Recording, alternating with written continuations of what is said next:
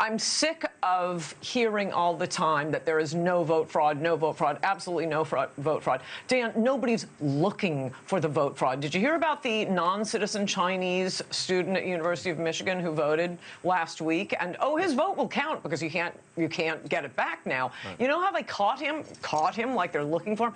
For some reason, he went back the next day and he asked for his ballot back. In this showdown between Coulter and Cenk Uygur, we're diving deep into the continuous topic of voter fraud claims in American politics. Coulter comes in hot and railing against what she calls a blind refusal to acknowledge any issues with voting integrity. Meanwhile, Cenk Uygur counters her claims, arguing that the data shows it's an exaggerated narrative with no real impact on election outcomes. Get ready because Coulter isn't holding back and Cenk is firing back with stats and pointed criticisms. Let's get into it. They've already started cheating in Lancaster. They've cheated. We caught them with 2,600 votes. No, we caught them cold. 2,600 votes. Think of this. Think of this. And every vote was written by the same person. I wonder how that happened. It must be a coincidence. It must be a coincidence.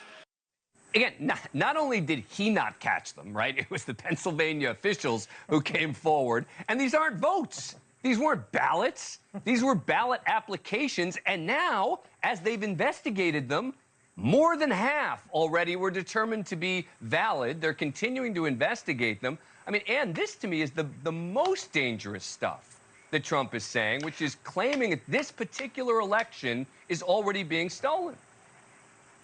I think, yeah, I think it's stupid. It's politically stupid. It's not going to help him. I basically agree with you, but for the sake of argument, I do have one little point I'd like to make about this, and that is, okay, Trump shouldn't be saying it, but let's say somebody else is saying it. Say I'm saying it. I'm sick of hearing all the time that there is no vote fraud, absolutely no vote fraud. Right out the gate, Anne's going for the jugular. She's calling out what she sees as a willful ignorance from the mainstream, insisting that fraud is real and pervasive. Whether or not her claims hold up statistically, she's positioning this as a direct challenge to those who want to sweep it under the rug. Coulter's framing this as a fight for transparency, accusing the system of turning a blind eye. Dan, nobody's looking for the vote fraud. Did you hear about the non-citizen Chinese student at University of Michigan who voted last week? And, oh, his vote will count because you can't get it back now. Right. You know how they caught him like they're looking for him? For some reason, he went back the next day and he asked for his ballot back. Yeah. So unless you vote illegally, you're not a citizen, unless you go and ask for the so it's like asking, you know, Confederate sheriffs, are you letting black people vote?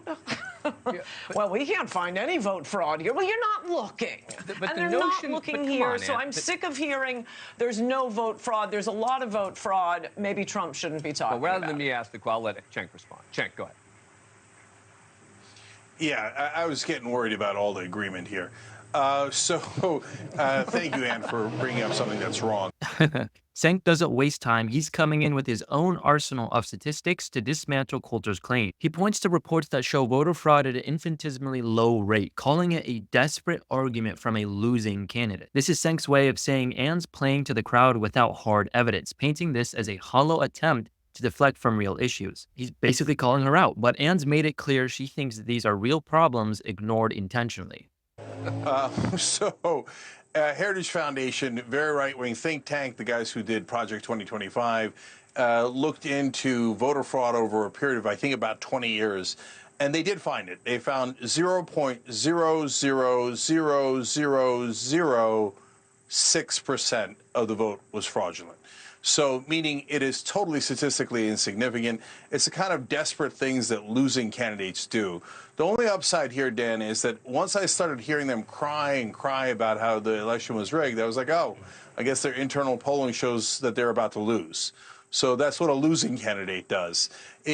And you're absolutely right. First of all, they caught it. So what kind of grand scheme is it when you catch all the people who are doing the fraud? So that doesn't make any sense at all, but it's Trump. He doesn't have to make sense. But overall, here's what you're not going to do if you think you're going to crush in this election. Complain that it's rigged. But Ann, the idea that they aren't looking, I mean, they are absolutely looking. I mean, a lot of these states are actively, they're very proud of the fact, you listen to the former Secretary of State of Arizona, right? He'll tell you that in 2020, he was looking for fraud. He was looking for it again and again, and he couldn't find it. So this notion that they're not looking for it, I don't know. Well, okay. Well, this is done state by state, and in the state of Michigan, all you need is a utility bill to vote. And I just described a case to you that they did not catch until the guy came back and asked for his ballot back. So it's done state by state. I'm sure they're looking for it in some states, but liberals have really got to stop saying there's no evidence. There's no evidence. Here, Ann hits back, claiming liberals are selectively blind. Her argument is that states may be looking but aren't really investigating with any intent to find fraud. She's calling it a fake investigation, implying that this is all for show. Cenk might say this is just a paranoia, but Ann's positioning herself as the only one willing to say the unspeakable. It's a bold stance, and whether or not you agree, she put the idea of a cover-up on the table. No one's looking for it. Yeah, no, I think there should be one day to vote, and man, there should be voter ID. Look, but I agree with you that there should be voter ID. I agree with you that there has been voter fraud. But there's nothing to suggest it's changing any outcomes.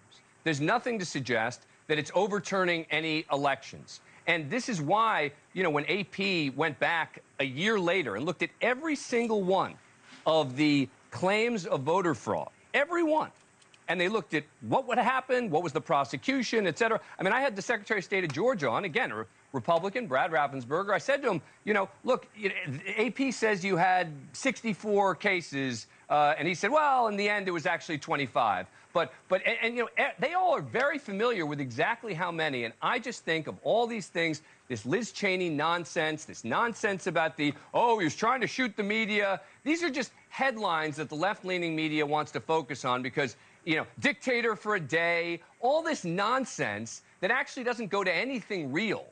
But this is real stuff. They wrap it up by doubling down, insisting that this issue is a real issue despite what the media or her opponents say. She's implying that Cenk and others are too focused on dismissing claims instead of taking them seriously. This line serves as her final punch, urging the audience to question what they are being told. Coulter's stance is clear. She sees this as a critical, ignored problem. Whether it's a fact or fear-mongering, she's ending with a bold, defiant note that challenges her critiques to take her warning seriously. I'd love to hear your guys' opinion down in the comments below if you agree or disagree with a lot of the points made in this clip. Also, be sure to give us a like and subscribe, really helps out the channel. Appreciate you for watching, we'll see you in the next one.